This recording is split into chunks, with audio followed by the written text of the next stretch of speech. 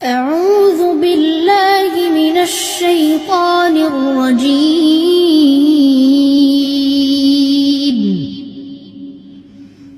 بسم الله الرحمن الرحيم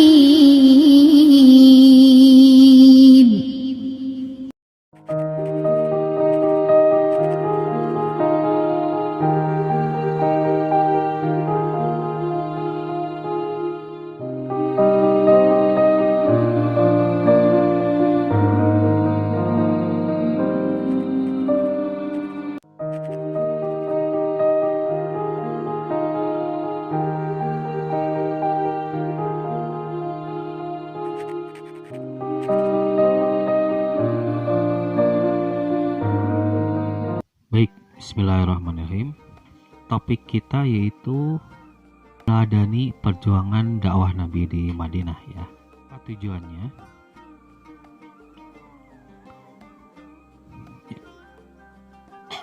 Yang pertama yaitu meyakini ya kebenaran dakwah Nabi Muhammad SAW di Madinah. Kemudian yang kedua, menunjukkan sikap semangat ukhuwah dan kerukunan sebagai ibrah atau pembelajaran dari sejarah. Kemudian ketiganya, menganalisis substansi, strategi, dan keberhasilan dakwah Nabi Muhammad SAW di Madinah.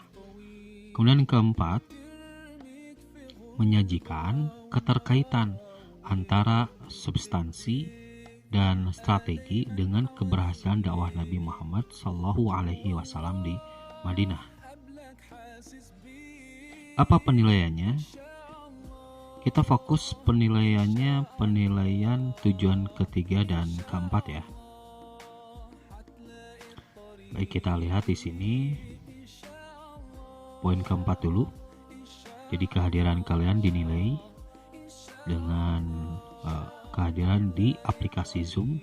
Kemudian pada saat menyimak juga dinilai, simak pembelajaran, kemudian menanggapi materi, kemudian mengisi beberapa pertanyaan, dan terakhir pilihan ganda ya.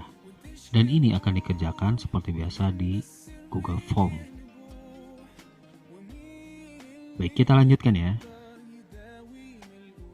Baik, meneladani perjuangan dakwah Rasulullah SAW di Madinah. Kita mulai dari sini ya, memahami maknanya perjuangan dakwah di Madinah. Kemudian kita coba analisis ya faktor-faktor keberhasilan dakwah Nabi di Madinah. Kemudian poin ukhuwah atau persaudaraan dalam kehidupan di sana. Kita mulai di bagian yang pertama, yaitu memahami perjuangan dakwah Nabi di Madinah. Baik, kita mulai dari hijrah sebagai titik awal dakwah Rasulullah di Madinah. Apa sih hijrah? Hijrah itu adalah perpindahan dari satu tempat ke tempat yang lain, atau dari satu keadaan ke keadaan yang lain. Nah, hijrah ini terjadi dikarenakan beberapa sebab ya. Pertama, wafatnya istri dan paman Nabi saat itu membuat beliau tergoncang hatinya pada saat keadaan tersebut, di mana seperti biasa istri beliau selalu menenangkan hati beliau ya. Kemudian paman Nabi selalu membela beliau di hadapan saudara-saudara yang lainnya yang menentang dakwah Nabi. Kemudian berikutnya, sebab beliau hijrah,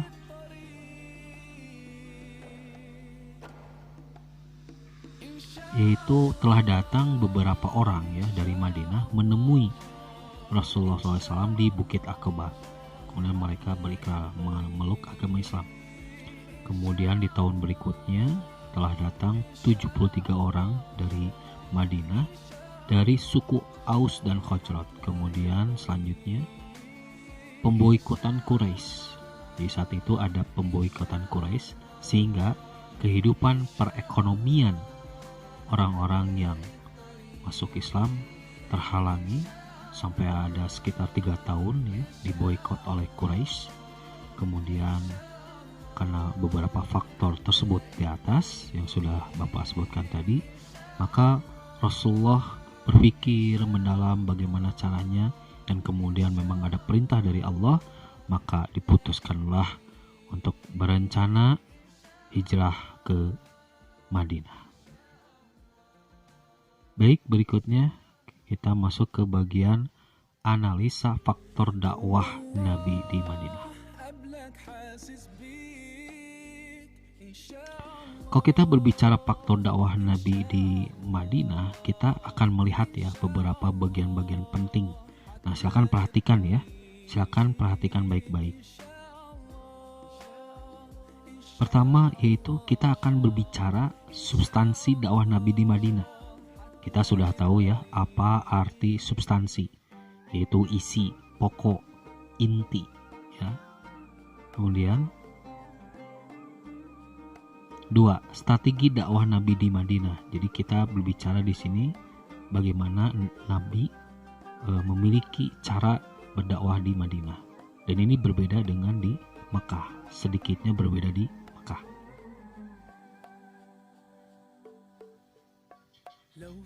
Nah, kita mulai dari substansi dakwah Nabi di Madinah ya.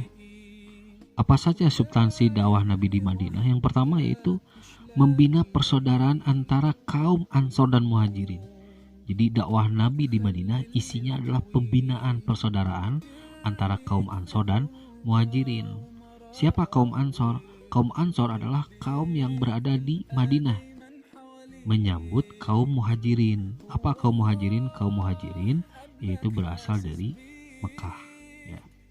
Kemudian kedua, membentuk masyarakat berlandaskan ajaran agama Islam.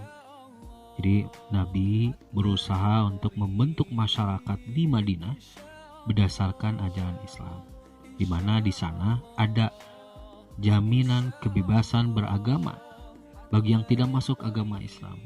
Kita paham ya, yang namanya masuk agama Islam itu tidak ada paksaan. Ya, tapi ketika masuk maka penuhi kewajibannya sebagai orang Islam, sebagai orang yang beriman. Di sini makna kebebasan beragama. Kemudian dilaksanakan ibadah sholat, saum, zakat, serta haji. Kemudian ketiganya yaitu mengembangkan kemanusiaan.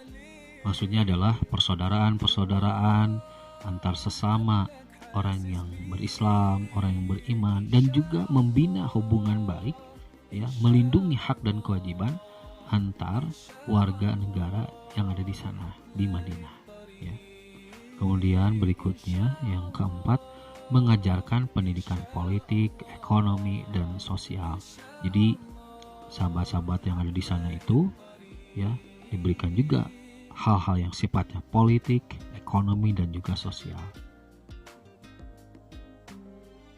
Nah, ini bagian berikutnya ya. Ini masih di bagian analisa faktor dakwah Nabi di Madinah. Kita bicara strategi dakwah Nabi di Madinah.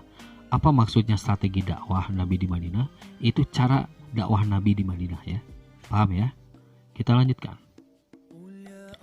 Pertama, nih strateginya yang pertama yaitu meletakkan dasar kehidupan bermasyarakat. Seperti membangun masjid terlebih dahulu, yaitu Masjid Quba. Kemudian membangun ukhuwah Islamiyah antara Ansor dan Muhajirin.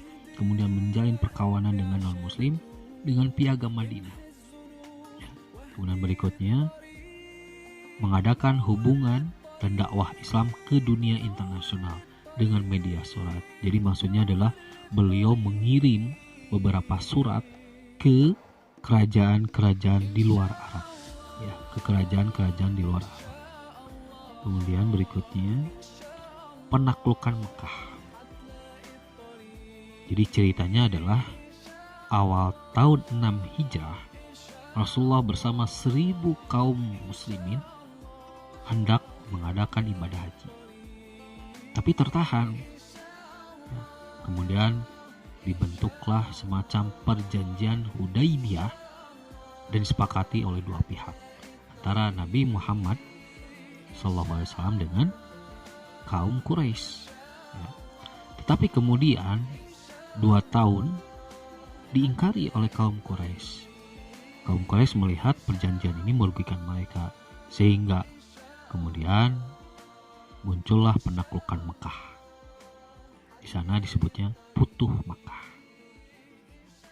Baik, bagian berikutnya yaitu menunjukkan ukhuwah kehidupan. Ini bagian terakhir. Membangun dan menjaga persaudaraan. Dari sekian banyak yang kita pelajari di tema ini ya, di topik ini, kita menginginkan adanya persaudaraan, ukhuwah, hubungan baik sesama orang beriman, sesama orang muslim, yang diumpamakan seperti tubuh atau satu tubuh, di mana kalau ada yang sakit maka tubuh yang lainnya juga merasakan sakit.